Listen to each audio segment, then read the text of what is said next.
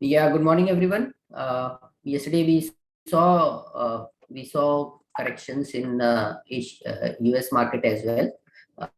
The impact of Evergrande property company in China has also been felt even in the US.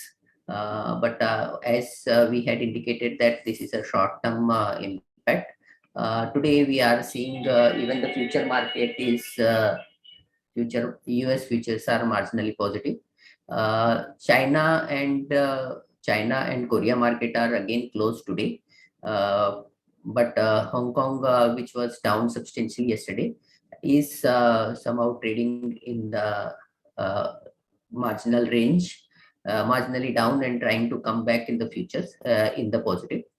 Whereas Japanese market, which was closed yesterday, has opened and is in negative. Uh, we had seen substantial decline yesterday and may see some recovery of that in today's trade.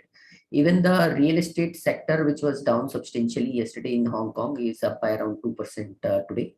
So today will be more of a bounce back trade. In commodity, oil is at 74.5. Yesterday it was at 74.8. So nothing so great change. Whereas aluminum and copper, which is close to China, but aluminum is down by around 1% yesterday, and even copper is down by around 3%. So and one more thing is that the Fed meeting is starting today. I think this is a crucial meeting which will be giving some indications to the overall direction of the market as well. China Fed will be coming out with a statement tomorrow in the evening. So today the meeting is starting, but the outcome will be tomorrow evening. There in the though the rates and everything is expected to remain flattish, but the crucial point is when the tapering will be starting and how much will be the tapering starting. We had seen that the inflation came up and even the job data which were in the last which came was not enough to indicate very substantial decrease in the tapering. But let us see what the outcome is and how the Fed take it this way. So one need to be careful about the Fed meeting outcome. Now I'll request technical team to take up from here. Very good morning, everyone. This is Ayush Mehta. I'll be covering the technical part for today. As we had mentioned during the yesterday's call also that the profit booking or selling pressure is expected, and we had witnessed the same in yesterday's trading session. For today, if we take the cues from the global markets, we feel Nifty will have a gap of opening around 50-60 points, and we might witness a sideways move during the day. Well, looking at Nifty, it gave closing around 17,400. So immediate intraday resistance for Nifty is placed at 17,500. And if Nifty breaks that and have a closing above that, then we may expect a further rally towards 17,620, followed by 17,700. Whereas if there's a change in momentum and Nifty starts trading in negative or red zone, then immediate intraday support for Nifty lies at 17,300, followed by 17,200 levels. We feel it is going to be a stock specific market today, and we request everyone to trade with strict stop losses. Moving on to the Bank Nifty, even Bank Nifty in Bank Nifty yesterday's session gave a closing of 37,167. For today, immediate intraday resistance for Bank Nifty is at 37,500. And if Bank Nifty breaks that level, then we may expect a further rally towards 37,840, followed by 38,100. Whereas intraday support for Bank Nifty lies at 36,900, followed by 36,550. Moving on to Nifty Financial Services, it gave a closing around 18,200. For this index, immediate resistance is placed at 18,450, followed by 18,680. Whereas intraday support is placed at 18,080, and if there's a closing below that, then 18,000 will be the important support level. From stock specific point of view, Hindustan Unilever looks good at the current levels. It can be bought for the targets of 2870 by keeping a stop loss of 2765. Well, that's all from me. I request derivative guys to take the call forward. Thank you, Ayush. See, on the derivative front, one very big factor that is happening is the VIX.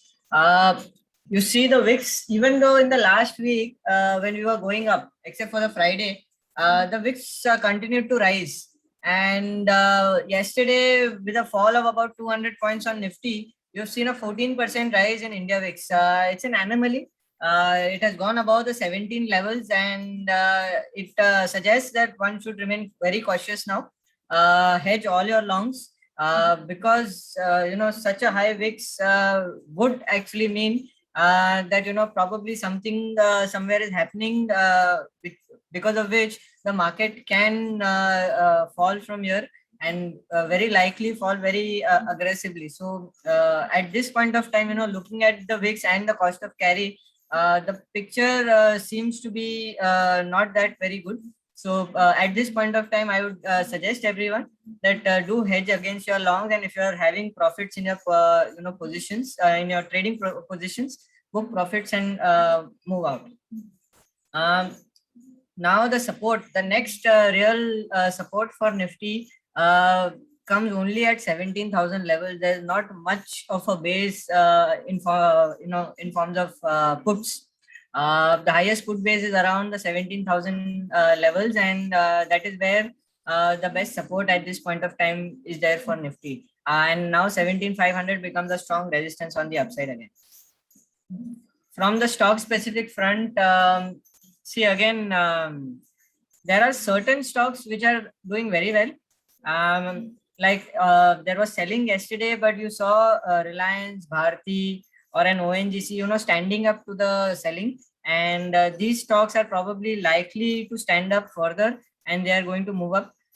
So in all likelihood, the telecom stocks will continue to perform, and along with that, ONGC has seen good amount of short covering, and some in the previous few sessions, long built up as well. So I believe ONGC is likely to move up as well. So one can buy these stocks. While on the selling front, metal stocks have broken important support areas. So the likes of Tata Steel, SAIL, Hindalco, NMDC, all of these stocks have broken important supports, and they are likely to see further selling in the coming sessions. So one can look to avoid metals at this point of time.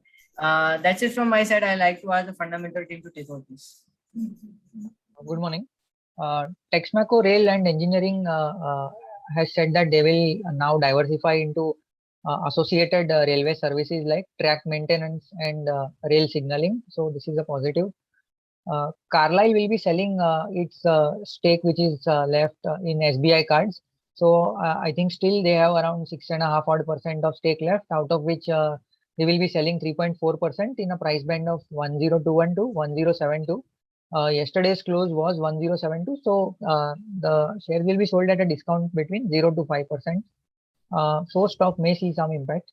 Also today, one IPO will be opening for application, Paras Defense and Space Technologies, and it will close on Thursday, 23rd. We have an avoid rating on the IPO. Issue size is around 170 crores. Market cap post listing will be close to 700 crores, and issue price is 175 per share. The USP of this IPO, Paras Defense and Space, is its technological prowess on the optical lens side. So it basically these lenses are used in satellites which the ISRO sends. So from 2018 onwards, every satellite that ISRO has sent has had some optical part of Paras. The company also supplies some electronic and heavy engineering parts to the defense sector. So on the business side, it seems to be a decent company. But along with this, there are some negatives on the financial side. So ROE and ROC are poor with ROE of just 8%. And more importantly, the working capital over here, since the customer basically is the government, the working capital is very long. The cycle is almost more than a year. So based on that, and also steep valuations of 43 times FY21 earnings compared to much lower earnings for other listed defense plays, we feel that one should avoid this IPO. That's it from my side. Good morning, everyone. HCL Tech has announced a 5-year digital transformation deal with MKS Instruments to improve their performance, productivity, and speed to market. This is positive to HCL Tech. Thank you. Yeah, that's all from us. Thank you very much and have a good day. Subscribe to our YouTube channel for in-depth interviews of India Inc. and press the bell icon so that you do not miss our updates.